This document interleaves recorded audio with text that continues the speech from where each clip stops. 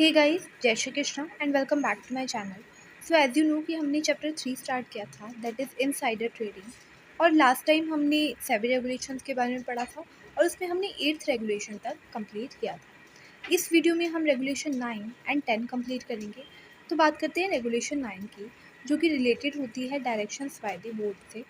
यानी इसमें क्या होता है, जो बोर्ड है वो क्या करती है, इन्वेस्टर के इंटरेस्ट को प्रोटेक्ट करने के लिए और सिक्योरिटीज़ मार्केट के इंटरेस्ट को प्रोटेक्ट करने के लिए उन पर्सन पर क्रिमिनल प्रोसिक्यूशन करती है, या फिर हम कह सकते हैं कार्रवाई करती है, जो लोग इनसाइडर ट्रेडिंग में इन्वॉल्व होते हैं और जिन्होंने वायलेशन किया होता है कंपनी के प्रोविजंस का। तो उस केसेस में उन पर कार्रवाई की जाती है और इसके लिए बोर्ड क्या करती है, कुछ ऑर्डर्स भी उनके लिए इशू करती है। जैसे कि सबसे पहला क्या कहता है कि डायरेक्टिंग द इनसाइडर और such person as mention in clause 1 और सब सेक्शन 2 और section 11 of the act not to deal in securities in any particular manner. यानी वो क्या कर सकती है, जिस पर्सन ने इनसाइडर ट्रेडिंग जैसी एक्टिविटीज़ को परफॉर्म किया है, तो वो क्या कर सकती है, इनसाइडर्स के लिए, जो और इनसाइडर्स कंपनी में प्रेजेंट है, उनके लिए डायरेक्शंस इशू कर सकती है कि वो किस सिक्योरिटीज़ में डील नहीं कर सकती particular matter. Then second point क्या कहता है कि वो इनसाइडर को प्रोहिबिट कर सकती है कि वो डिस्पोज ऑफ ना करे सिक्योरिटीज़ को और ना ही रेगुलेशंस का वायलेशन करे। देन थर्ड पॉइंट है restraining the insider to communicate or counsel any person to deal in security. यानी वो इनसाइडर को इसके लिए भी मना कर सकती है कि अगर मान लो इनसाइडर के पास इंटरनल इन्फॉर्मेशन है कंपनी की, तो वो किसी और पर्सन को या फिर अपने नोन को कम्युनिकेट ना करे उस इन्फॉर्मेशन को, अगर वो सिक्योरिटीज़ में डील कर रहा है कंपनी की। यानी अगर कोई भी अदर पर्सन जो कि इनसाइडर का रिलेटिव या उसका फ्रेंड है और वो कंपनीज की सिक्योरिटीज़ में डील कर रहा है, तो उस केस में वो उसे इन्फॉर्मेशन कम्युनिकेट ना करे। देन फोर्थ पॉइंट क्या कहता है, declaring the transaction in securities as null and void.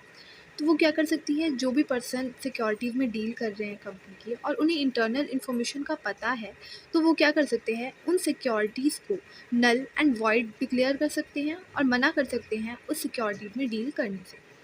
Then उसके बाद आ जाता है next point, directing the person who acquired the securities in violation of these regulation to deliver the securities back to seller.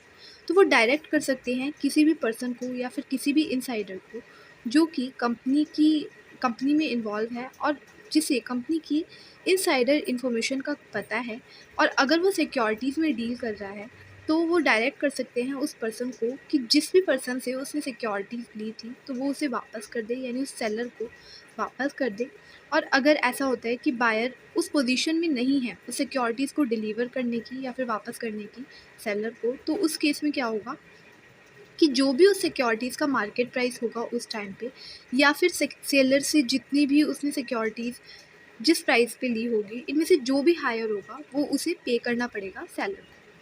Then उसके बाद है कि directing the person who has default in securities in violation of these regulation to transfer an amount or proceeds equivalent to the cost price or market price securities whichever is higher to the investor protection fund of a recognised exchange. यानी वो direct कर सकती है उस person को जो कि securities में डील कर रहा है और वॉयलेट कर रहा है रेगुलेशंस को, कि वो ट्रांसफ़र करे उस अमाउंट को या फिर जो सिक्योरिटीज़ है उसके इक्विवेलेंट अमाउंट को, जो भी हायर होगी।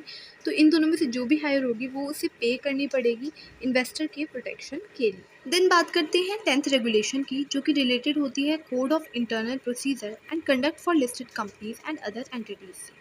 यानी listed companies and other entities क्या इंटरनल प्रोसीजर फॉलो करती है, क्या कोड ऑफ कंडक्ट फॉलो करती है, वो इसमें बताया जाता है।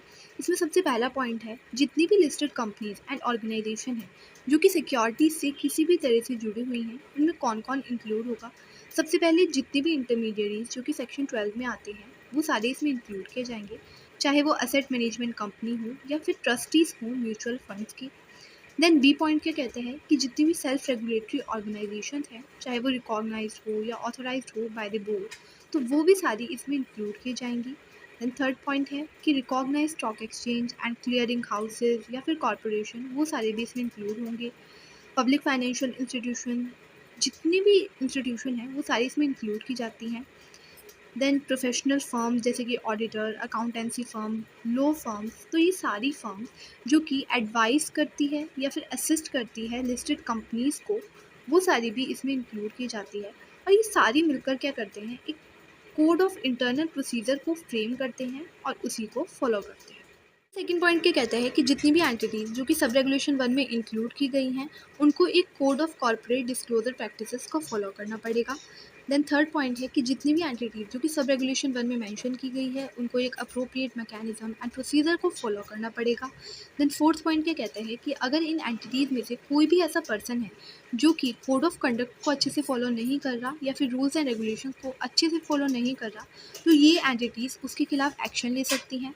और अगर बोर्ड को कोई भी ऐसा पर्सन लगता है जो कि इनसाइडर ट्रेडिंग में इन्वॉल्व है या फिर कोड ऑफ कंडक्ट को फॉलो नहीं कर रहा, तो वो भी उसके खिलाफ एक्शन ले सकते हैं, प्रोसीडिंग्स कर सकते हैं। और ये जितनी भी एंटिटीज़ हैं वो उनको मना नहीं करेंगे। So that's it for today. अगर आपको मेरी वीडियोस पसंद आई हो तो must like share and subscribe to my channel. And अगर कोई भी डाउट हो तो you can comment down. Thanks for watching.